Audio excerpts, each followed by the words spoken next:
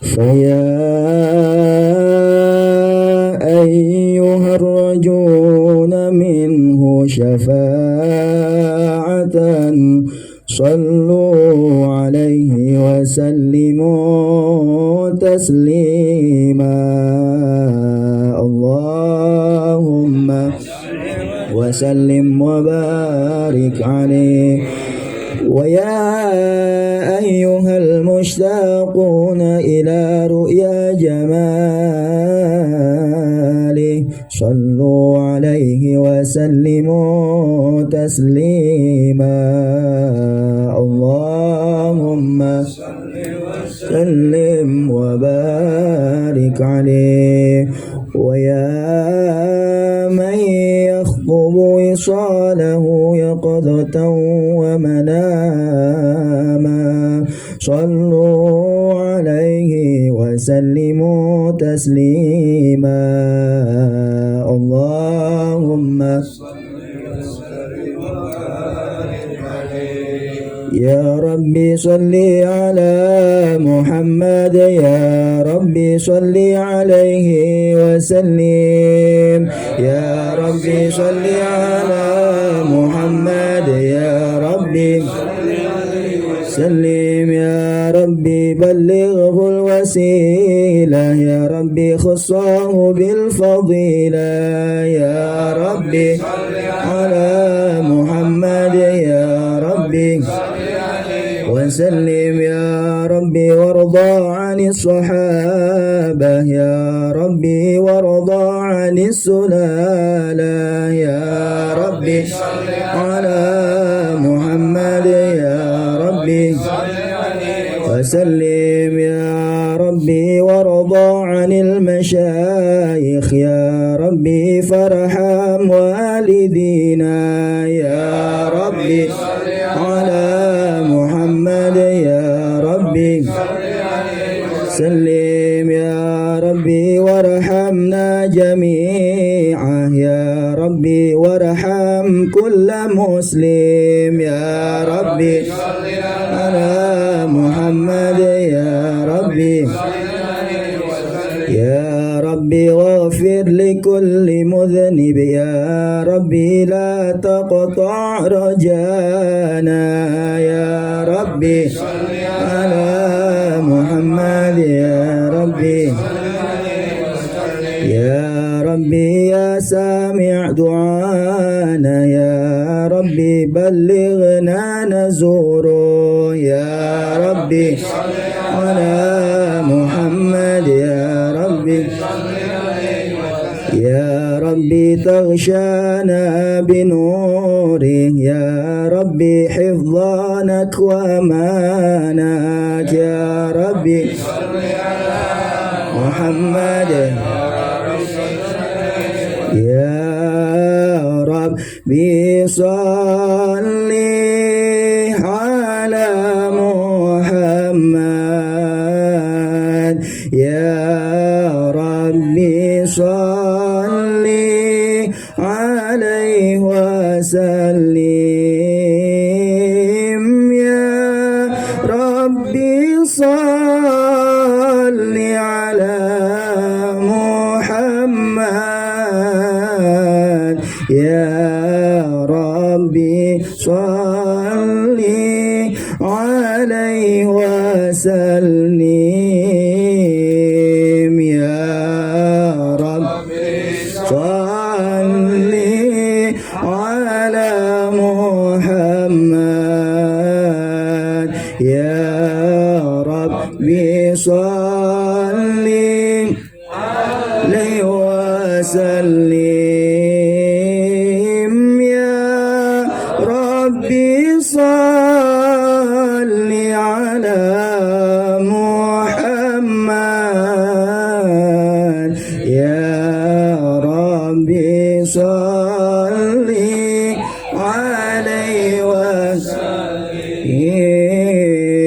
يا ربي واسكن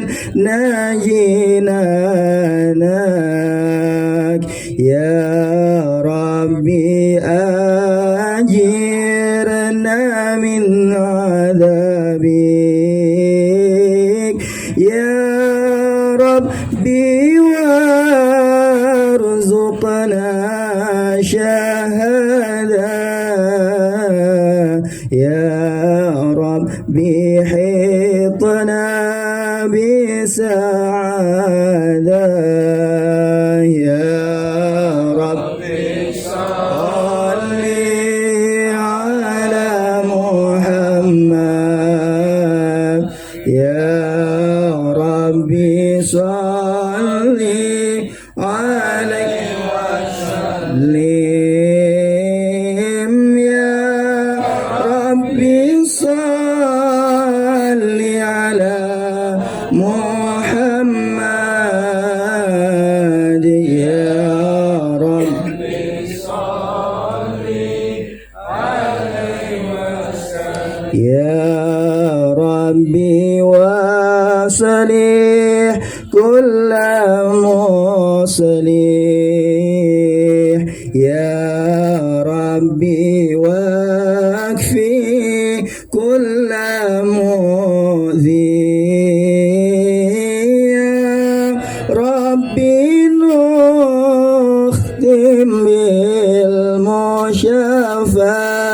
بالمشفع يا ربي صلي عليه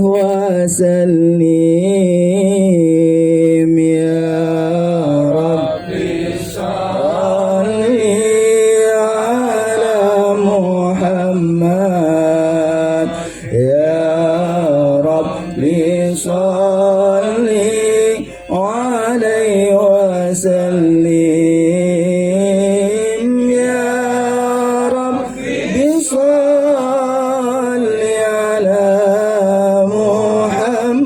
محمد يا ربي صل عليه وسلم اللهم صل وسلم وبارك عليه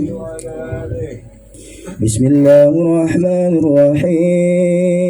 الرحيم إنا فتحنا لك فتحا مبينا ليغفر لك الله ما تقدم من ذنبك وما تأخر ويتم نعمته عليك ويهديك صراطا مستقيما صلى الله عليه وينصرك الله نصرا عزيزا لقد جاءكم رسول من أنفسكم عزيز عليه ما عنتم حريص عليكم بالمؤمنين رؤوف رحيم صلى الله فإن تولوا فقل حسبي الله لا إله إلا هو عليه توكلت وهو رب العرش العظيم إن الله وملائكته يصلون على النبي يا أيها الذين آمنوا صلوا عليه وسلموا تسليما اللهم وبارك عليه وعلى آله بسم الله الرحمن الرحيم أبتدئ الإملاء باسم الذات العالية مستدرا فيض البركات على ما أنا له وأولاه وأثني بحمد موارد سائغة هانية ممتطئا من الشكر الجميل مطايا صلى الله عليه وأصلي وأسلم على النور الموصوف بالتقدم والأولية المنتقل في الغرر الكريمة والجبال وأستمنح الله تعالى رضوانا يخص العطرة الطاهرة النبوية ويعم الصحابة والأتباع ومن والاه، وأستجدي هداية لسلوك السبل الواضحة الجلية، وحفظا من الغواية في خطط الخطأ وخطاه، وأنشر من قصة المولد النبوي برودا حسانا عبقريا صلى الله عليه، ناظما من النسب الشريف عقدا تحل المسامع بحلاه، وأستعين بحول الله تعالى وقوته القوية، فإنه لا حول ولا قوة إلا بالله.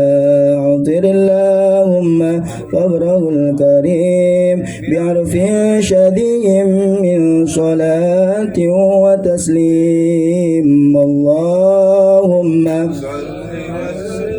بارك لي، اللهم صل على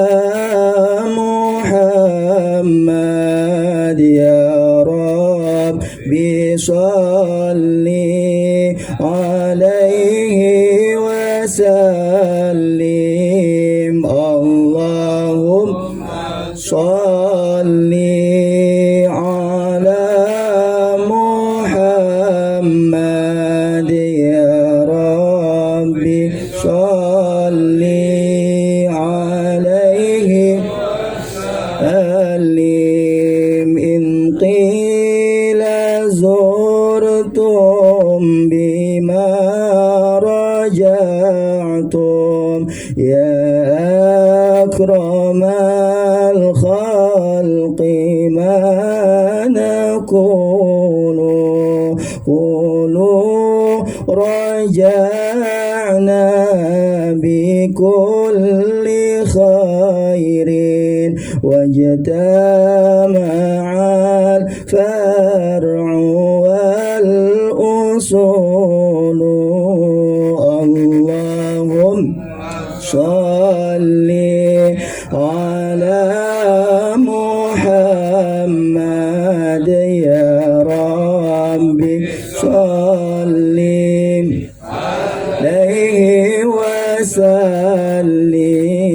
اللهم صل على محمد يا رب صل عليه وسلم. اللهم صل وسلم وبارك عليه. ولما تم من حمله شهران على مشهور الأقوال المروية توفي بالمدينة المنورة أبو عبد الله، وكان قد اجتاز بأخواله بني عدي من الطائفة النجارية، ومكث بهم شهرا سقيما يعانون سقما وشكوى. ولما تم من حمله على الرجع 9 أشهر قمرية وآن للزمان أن ينجلي عنه الصداع، حضر أمه ليلة مولده آسية ومريم في نسوة من الخضيرة القدسية، وأخذها المخاض فولدته صلى الله عليه وسلم نورا يتلألأ سنا محل القيام صلى الله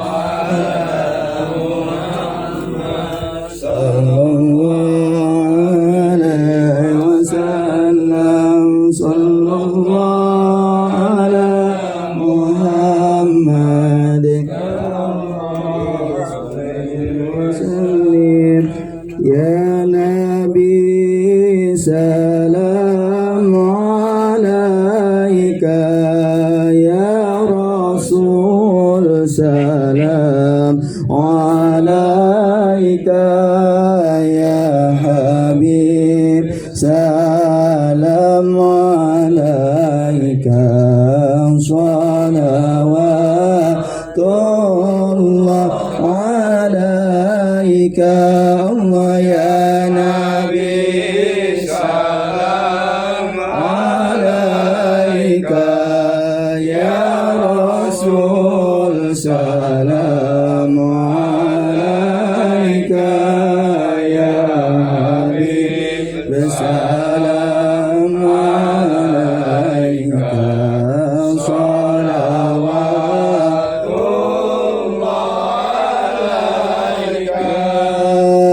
أشرق البدر علينا فاختفت منه البدور مثل حسنك ما رأينا قد يا وجه السرور الله يا نبي سلام عليك يا رسول سلام عليك يا حبيب سلام عليك صلوات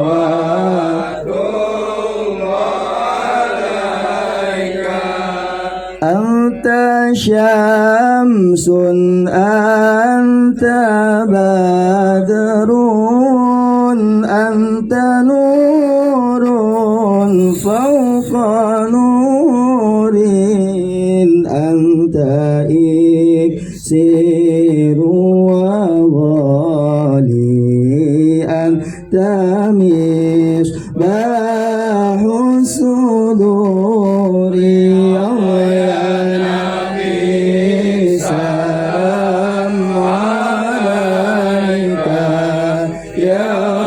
رسول سلام عليك يا حبيب سلام عليك صلوات الله عليك يا حبيبي يا محمد يا عروس الخفقين يا مؤيد يا ممجد يا إمام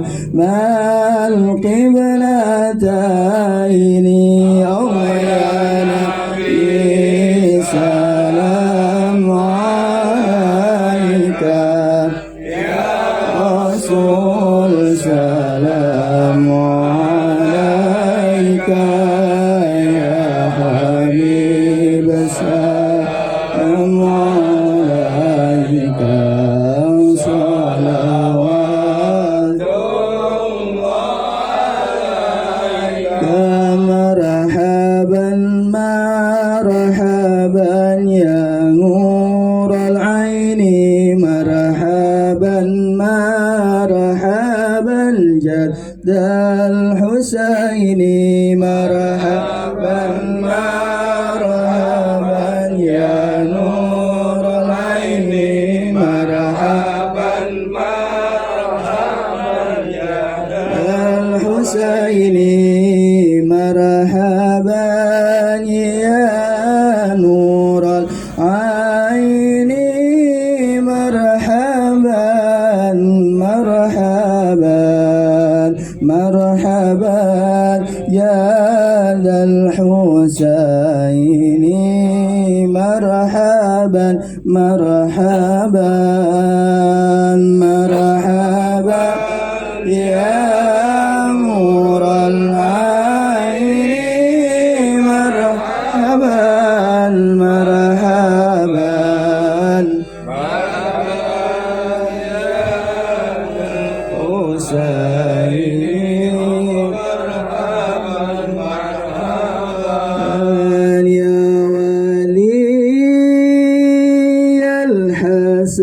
الحسنات يا رفيع درجاتي كفر عني الذنوب واغفر عني سيئاتي صلى الله على محمد مرحبا صلى الله عليه وسلم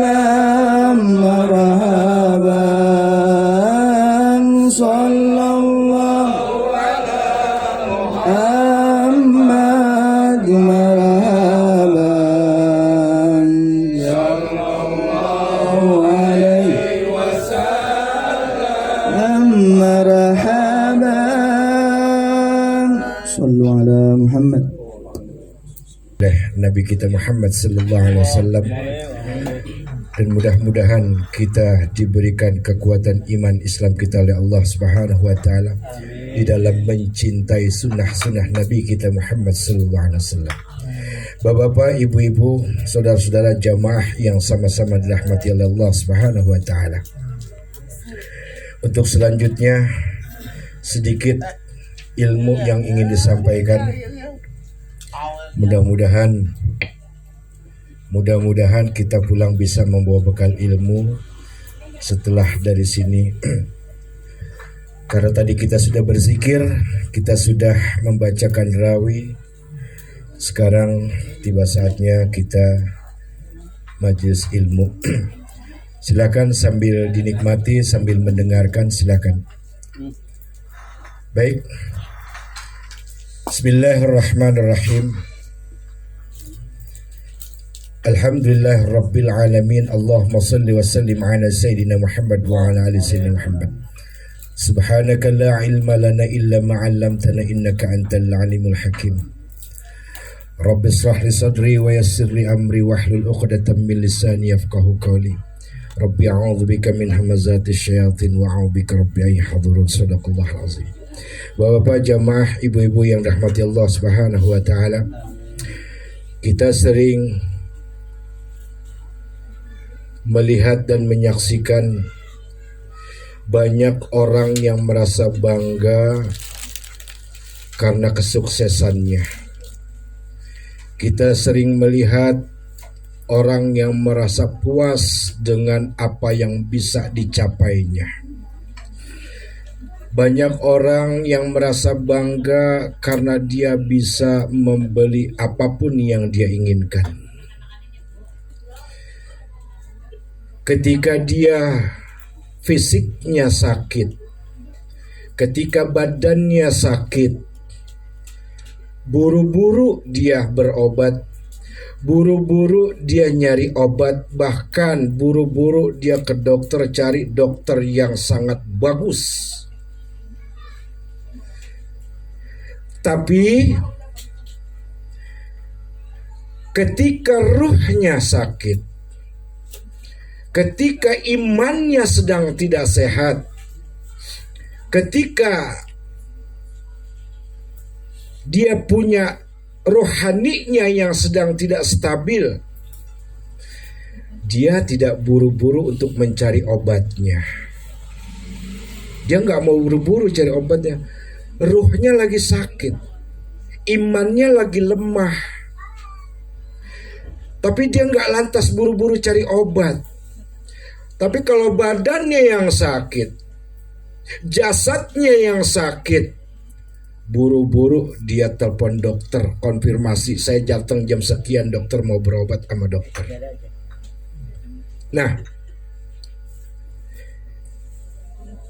Allah Subhanahu wa taala di dalam surah Yasin ayat yang ke-45 dikatakan oleh Allah Subhanahu wa taala, a'udzu billahi minasyaitonir rajim. Wa idza qila lahum ittaqu ma baina aydikum wa ma khalfakum la'allakum turhamun. Ayat ini ada 5 penafsiran dari ulama-ulama tafsir, tapi saya tidak bawakan semua dari 5-5-nya karena kelamaan nanti. Satu saja yang saya akan sampaikan di sini. Allah katakan, wa idza qila lahum ittaqu ma baina aydikum wa ma khalfakum la'allakum turhamun. Dan apabila dikatakan pada mereka, kata Allah, ittaqu ma baina aydikum, takutlah kalian akan apa-apa yang ada di hadapan kalian, wa ma khalfakum, dan apa-apa yang ada di belakang kalian. Para ulama tafsir mengartikan ayat ini, ma baina aydikum adalah dengan dunia. Takutlah kalian apa-apa yang ada di hadapan kalian yaitu tentang dunia. Kata ulama tafsir, ittaqu ma baina aidikum, takutlah kalian apa-apa yang di hadapan kalian itu tentang dunia. Bahkan ulama mengatakan ihdaruha wa la taqrabuha, waspadai, hati-hati kata ulama. Hati-hati akan dunia dan jangan terlalu dekat dengan dunia. Dia kata ulama mengatakan begitu. Kenapa para ulama mengingatkan seperti itu? Karena ada dua dalil yang menguatkan. Yang pertama firman Allah, kata Allah, wa mal hayatud dunya illa mata'ul gurur. Dan pada kehidupan dunia itu hanyalah kesenangan yang memperdayakan. Tidak dikatakan kesenangan yang menipu, tapi yang memperdayakan, yang membuat terkecoh banyak manusia. Maka tadi di awal saya bilang, banyak orang yang merasa bangga karena sukses. Dia merasa bangga karena bisa membeli sesuatu yang dia bisa beli karena punya uang. Tapi untuk sedekah, untuk urusan agama Allah, pelitnya na'udzubillah min zalik. Pelitnya na'udzubillah min zalik. Dia punya duit bisa beli pakaian yang mahal-mahal, sampai yang juta-jutaan dia beli. Padahal mah itu pakaian yang beli juta-jutaan gak mungkin dia pakai seumur hidup. Pasti pakaian yang dia beli itu akan kusam, akan hancur. Makanan dia beli yang enak-enak, yang beli dia pesan, dianterin. Akhirnya makanan yang enak yang dia makan toh dibuang juga ke WC. Lalu mana yang utuh, yang bakal menyelamatkan manusia? Yang sedikit dia keluarkan untuk di jalan Allah, itulah yang bakal menjadi tabungan di yaumil akhirat. Yang sedikit itu, justru itulah yang kekal abadi. Harta yang banyak yang dia nikmati untuk urusan perutnya, untuk urusan badannya, kusam, hilang, dimakan waktu.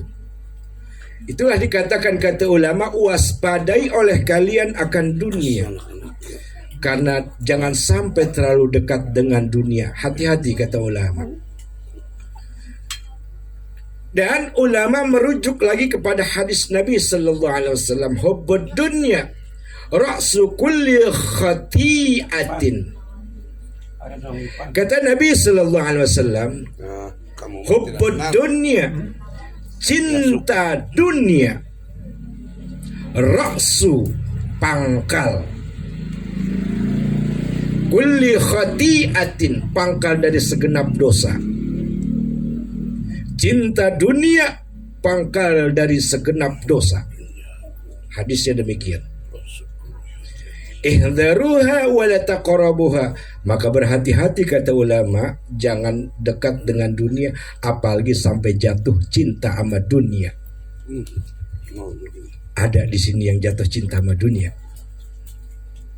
Alhamdulillah di sini nggak ada, di sono yang ada. Alhamdulillah.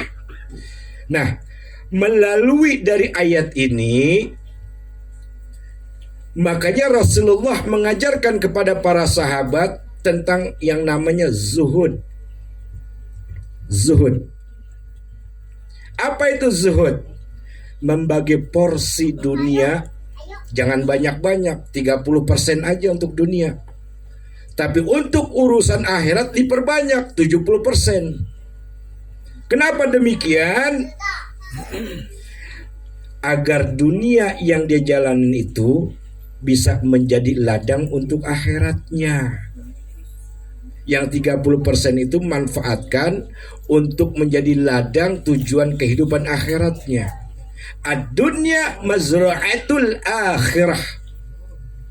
Kata ulama kan begitu. Lalu kemudian sering para tuan guru, sering para ulama mengingatkan tentang hal ini.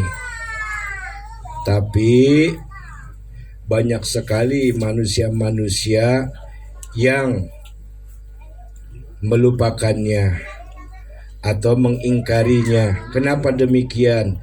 Karena hatinya tidak cinta terhadap ilmu agama. Tidak cinta dia terhadap ilmu agama. Bahkan untuk urusan dunia dia balik menjadi 70%, akhirat 30%. Kalau yang demikian maka masuklah dia dalam kategori hubbud dunia, cinta kepada dunia. Nah, jemaah yang rahmati Allah Subhanahu wa taala. Allah ketika melihat hambanya yang udah sering dinasihati oleh para wali-walinya melalui para rasulnya, para nabi, bahkan para ulama yang menasihatinya, banyak manusia yang melalaikannya, banyak manusia yang dia tidak mau mendengarnya, sehingga Allah katakan, walau nasya'u latamasna 'ala a'yunihim fastabaqus sirata fa anna yubsirun. Jikalau kami mau menghendaki kepada mereka, orang-orang yang gak pernah mau mentaati aturan-aturan syariat agama, mereka jauh dari ilmu-ilmu agama, mereka menjauhi dari orang-orang soleh, bahkan mereka menyakiti, mengkriminalisasi orang-orang soleh. Kata Allah, jika kami mau menghendaki, pasti kami butakan semua mata-mata mereka. Kami butakan mereka.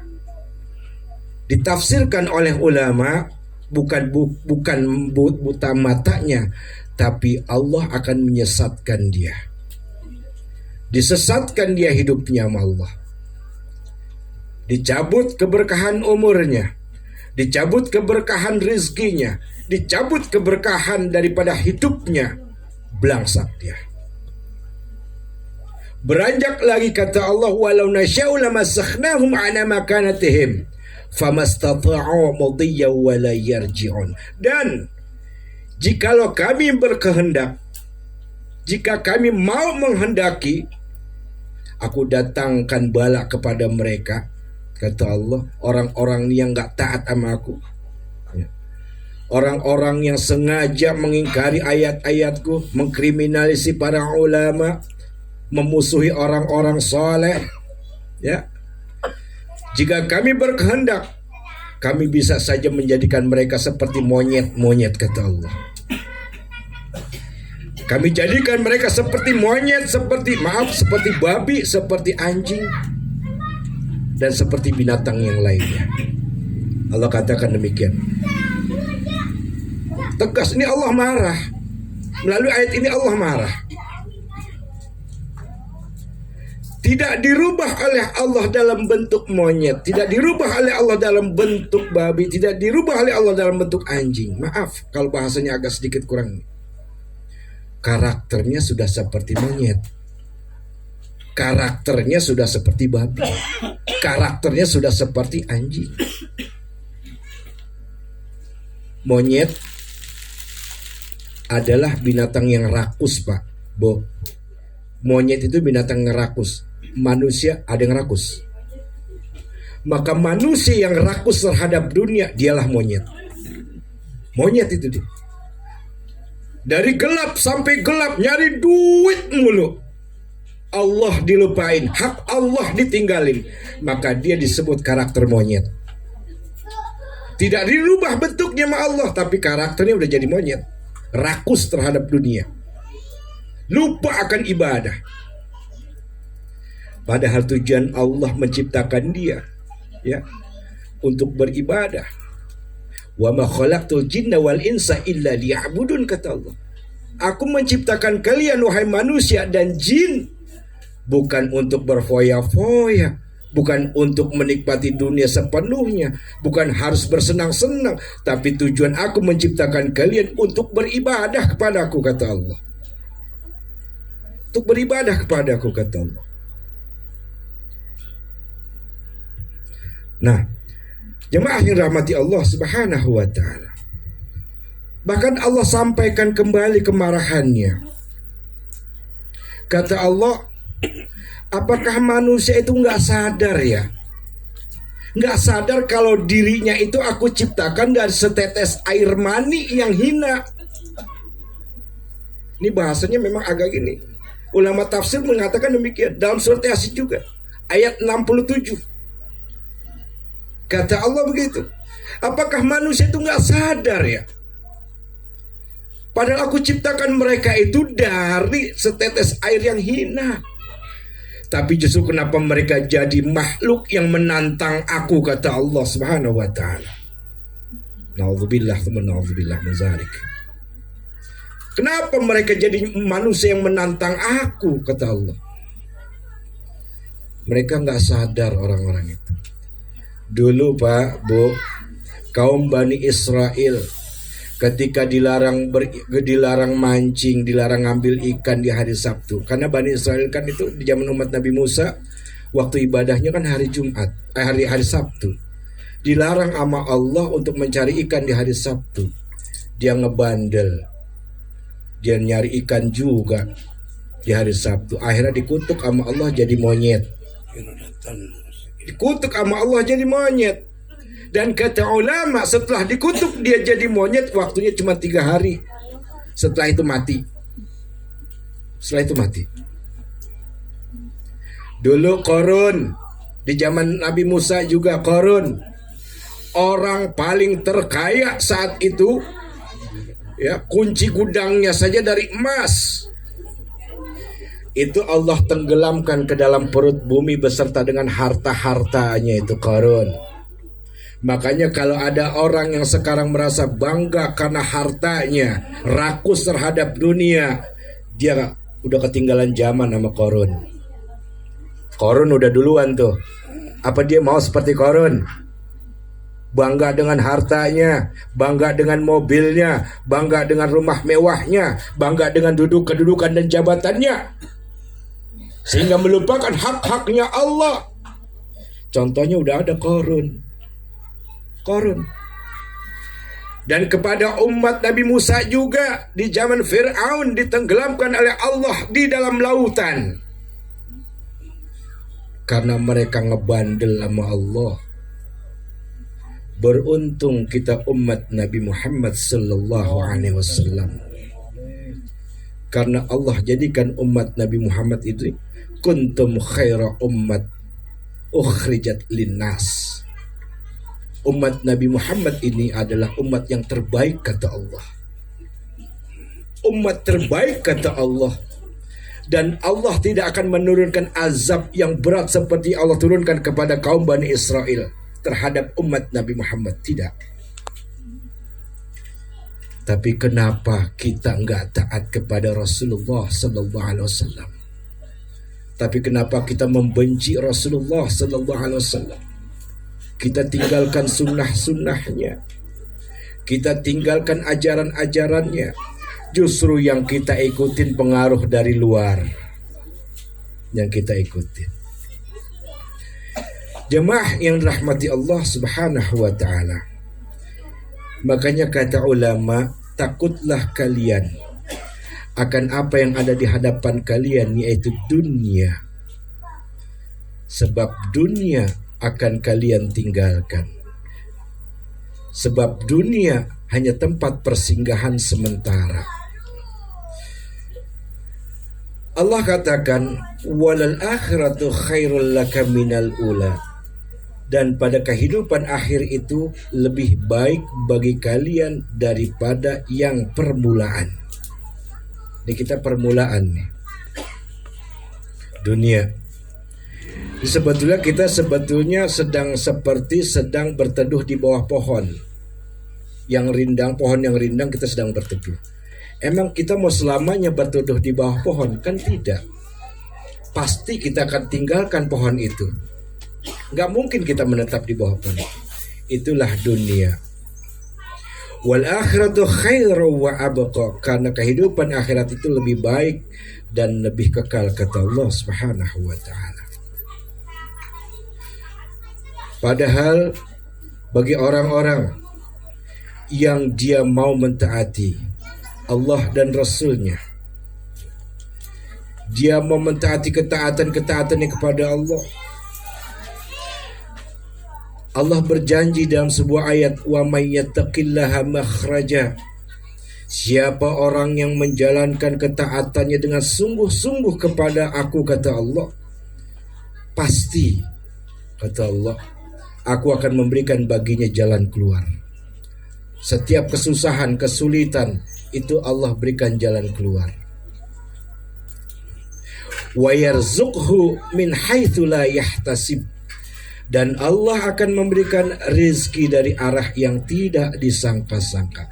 Paling enak Pak nikmatin rezeki yang gak disangka-sangka. Kalau nikmatin rezeki yang dari gaji udah ketahuan gaji kita segitu. Tapi kalau rezeki yang gak disangka-sangka itu paling enak dinikmatinya dan paling berkah. Paling berkah. Ya contohnya kayak saya. Kayak saya pribadi lah, gak usah orang lain. Saya udah nggak punya kerjaan tetap, nggak punya gaji. Tapi ketika saya berusaha untuk menjalankan ketaatan saya kepada Allah, alhamdulillah, enak saya nikmatin hidup. Enak sih. Kenapa? Allah udah ngejamin. Allah udah ngejamin hidup kita. Kita aja sebagai orang tua tidak mungkin menzolimi anak kita. Sebagai orang tua nih, tidak mungkin kita menzolimi anak kita. Apalagi Allah Subhanahu wa ta'ala yang menciptakan kita. Allah punya rasa tanggung jawab kepada kita. Jamaah yang rahmati Allah Subhanahu wa ta'ala. Makanya Allah katakan, fa'aqim wajhaka lid-dini hanifa. Tegakkan dirimu, hadapkan wajahmu, kata Allah. Bersungguh-sungguhlah kalian. Bersungguh-sungguhlah kalian menjalankan ketaatan kalian menurut syariat agama ini dengan secara baik dan benar, kata Allah. Jalankan. Kalau kalian hidup kalian ingin makmur, kata Allah, kalau kalian hidup kalian ingin barakah, ingin selamat dunia wal akhirat, ingin mendapatkan rizki dari arah yang tidak disangka-sangka, ingin dikeluarkan dari kesulitan-kesulitan ekonomi rumah tangganya, fa'aqim wajhaka lid-dini hanifa, kata Allah. Tegakkan diri kalian, hadapkan wajah kalian bersungguh-sungguh untuk menjalankan syariat agama Allah dengan baik dan benar. Ini kata Allah Subhanahu wa ta'ala. Jamaah yang rahmati Allah, saya nggak mau banyak-banyak dah. Kita kalau banyak-banyak yang dengerin jadi bingung apa sih ini yang disampaikan. Intinya begini.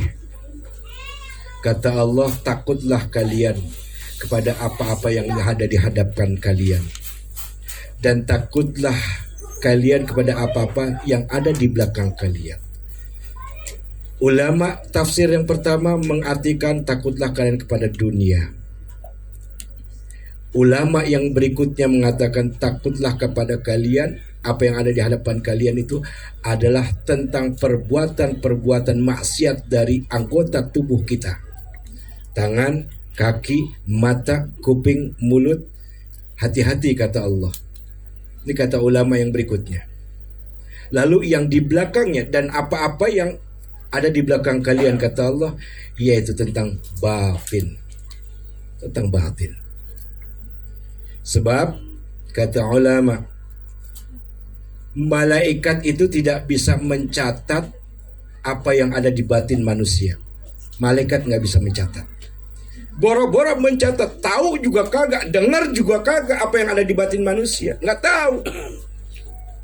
Yang dicatat sama malaikat itu amal perbuatan yang zahir, yang kelihatan. Itu yang dicatat sama malaikat.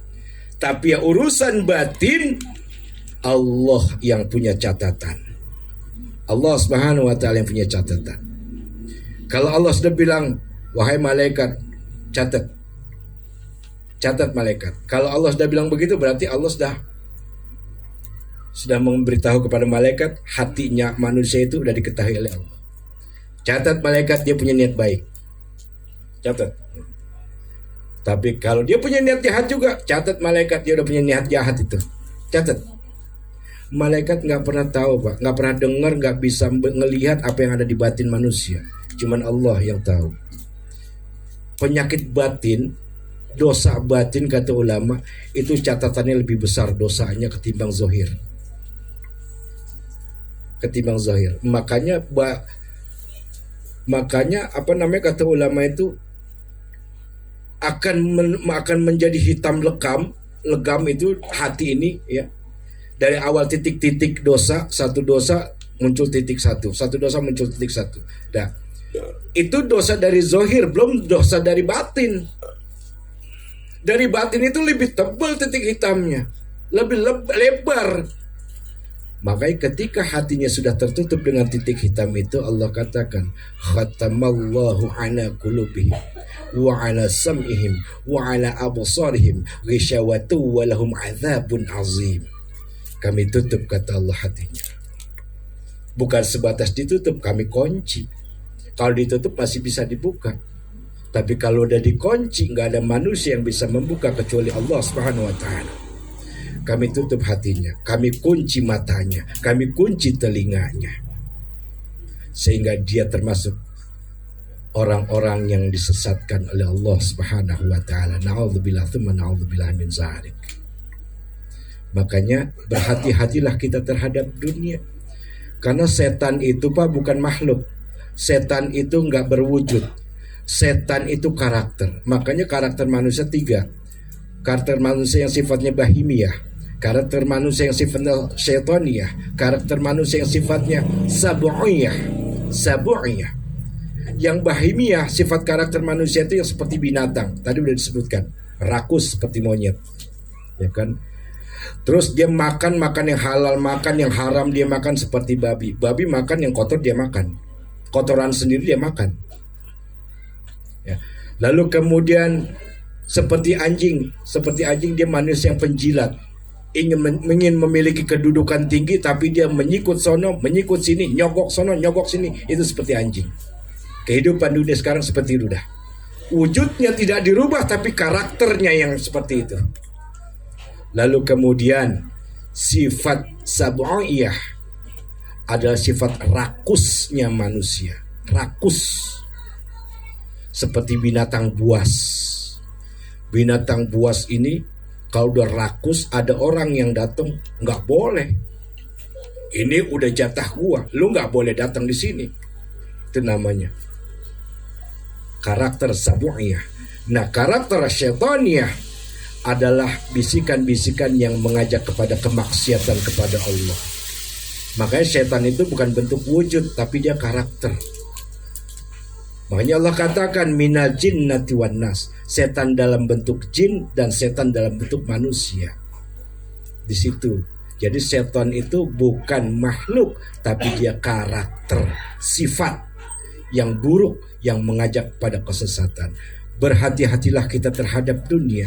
Berhati-hatilah kita terhadap hati kita. Bersihkan hati kita untuk menjalankan ketaatan kepada Allah. Karena begini, sedikit lagi nih Pak. Kata Ibnu Mas'ud, Abdullah Ibnu Mas'ud bilang, kata beliau, Allah tidak melihat seorang hamba dari banyaknya hafalan Quran yang dia hafal. Allah tidak melihat manusia dari hafalan hadis yang dia hafal. Yang Allah lihat itu bagaimana amalnya, bukan hafalannya, amalnya. Kenapa demikian? Karena Nabi katakan, nanti yang paling awal masuk neraka, pertama orang penghafal Quran. Yang pertama orang penghafal Quran. Kenapa? Karena dia tidak mengamalkan ayat-ayat yang dia hafal. Tidak diamalkan. Yang kedua, orang-orang yang dermawan, tapi dia nggak ikhlas karena Allah, ingin dipuji, ingin disanjung.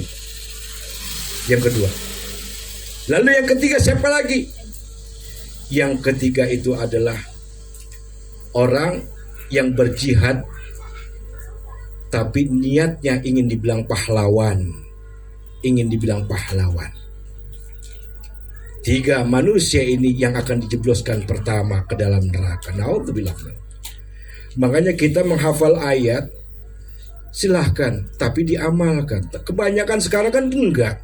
Ngafalin doang ayat, ngafalin doang hadis, tapi enggak diamalkan. Itu ada di tengah-tengah kita. Ada di tengah-tengah kita. Nah, itulah jeleknya manusia di situ. Yang Allah pengen bilang itu alladzi ya dalam surat Al-Mulk itu ya. Alladzi khalaqal mauta wal hayata liyabluwakum ayyukum ahsanu amala. Dialah Allah yang menciptakan kematian, yang menciptakan kehidupan. Sesungguhnya Allah ingin menguji hamba-hambanya, dan Allah ingin tahu siapa di antara hambanya itu yang paling bagus amalnya. Bukan yang paling banyak hafalan Quran dan hadisnya, yang paling bagus amalnya. Ini yang Allah pengen lihat. Ini mah hafal Quran dipamerin mulu setiap sholat berjamaah, gitu kan. Makmumnya kagak ngerti bacaannya, karena dia hafal dia bodoh amat dibaca. Seorang imam gak boleh begitu, karena yang namanya makmum pasti punya hajat, pengen buru-buru, tapi dia mengutamakan hak Allah duluan. Imam gak boleh egois. Giliran sholat sendirian, qul huwallahu amma inna a'taina. Giliran di masjid, di musola, bacaan yang makmumnya kagak ngerti. Yang ngerti dia doang. Kalau ada yang salah dia baca, gak ada yang bisa ngeritik. Gak ada yang bisa ngeritik. Padahal pemimpin itu kan punya hak untuk dikritik. Rasulullah aja marah sama sahabat ketika sahabat memimpin sholat bacaannya panjang. Rasulullah marah Rasulullah. Nah, itulah kadang-kadang salah menempatkan. Mudah-mudahan kita nggak seperti itu. Kita hafalin ayat, kita amalkan langsung. Kita contoh gini ya. Ku anfusakum wahlikum nara. Ayo kita amalkan. Pelihara diri kita, juga keluarga kita dari panasnya api neraka. Ayo kita pelihara diri kita. Ya. Itu saja kita amalkan. Sama kita amalkan ara'aital ladzi yukazzibu biddin fadzalikal ladzi yad'ul yatim. Kita amalkan. Kita punya rezeki, kita sodakohkan. Walaupun sedikit, gak apa-apa. Allah gak melihat banyaknya, tapi yang Allah lihat keikhlasannya. Kalau dia punya harta gak mau sodakoh, kata Allah, ara'aital ladzi yukazzibu biddin. Sesungguhnya dia orang yang mendustakan agamanya, kata Allah. Kenapa? Pelit, bakhil, kikir, medit, koret. Sama tetangga pelit banget, gak mau berbagi. Ada pengemis, dia tutup pintu. Kita jangan seperti itu. Ada rezeki sedikit banyak kasih. Mudah-mudahan kita selamat, dan mudah-mudahan itu yang akan membawa keberkahan buat kita yang sedikit itu. Amin ya rabbal alamin. Ini saja yang bisa Al-Fakir sampaikan. Mohon maaf atas segala kekurangan. Kurang lebihnya Al-Fakir mohon dibukakan pintu ampun kepada Allah Subhanahu wa taala, dan Al-Fakir mohon dibukakan pintu maaf yang seluas-luasnya daripada hadirin semuanya yang ada di sini. Mudah-mudahan bermanfaat bagi kita semua. Wabil khusus untuk dari Al-Fakir yang menyampaikan. Dan kini saatnya kita, silakan Pak, silakan dinikmati dulu. Kemudian nanti kita akan tutup kajian ini karena waktu juga sudah malam. Mudah-mudahan nanti kita doakan Muallim Kiai Haji Sofwan Nizami bisa hadir di tempat ini. Saya akan terus berusaha mendatangkan beliau. Mudah-mudahan dengan bisa mendatangkan beliau ke sini, bisa membawa berkah kampung ini. Mudah-mudahan. Amin ya rabbal alamin. Silakan Pak, dinikmati Pak. Atau kita mau tutup dulu majelisnya? Kita tutup dulu aja ya. Baik. Bismillahirrahmanirrahim.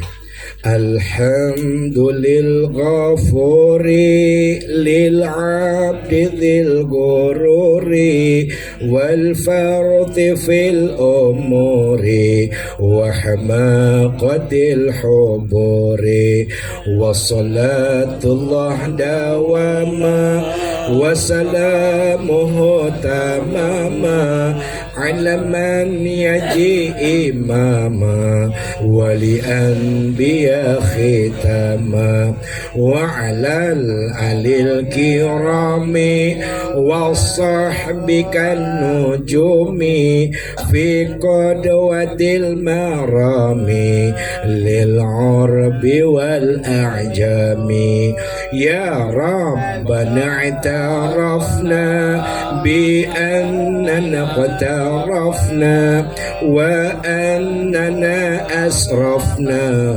على لظى أشرفنا فتب علينا توبة تغسل كل حوبة واستر لنا العورات وآمن الروعات واغفر لوالدينا ربي ومولودنا والأهل والإخوان والسائر الخلان وكل ذي محبة أو جيرة أو صحبة والمسلمين أجمع آمين ربي يسمع فضلا وجودا منا لا باكتساب منا بالمصطفى الرسول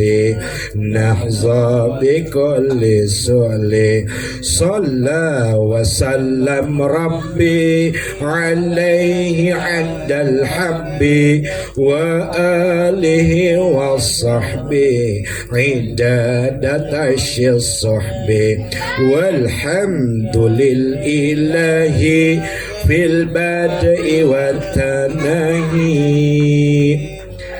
Subhanakallahumma wa bihamdika asyhadu an la ilaha illa anta astaghfiruka wa atubu ilaik. Assalamu alaikum warahmatullahi wabarakatuh.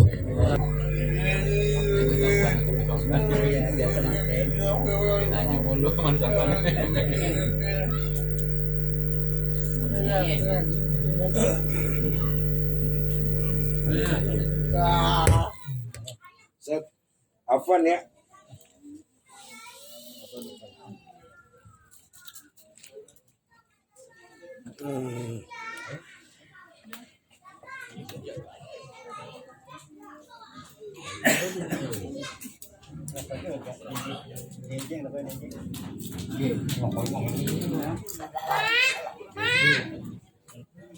Iya,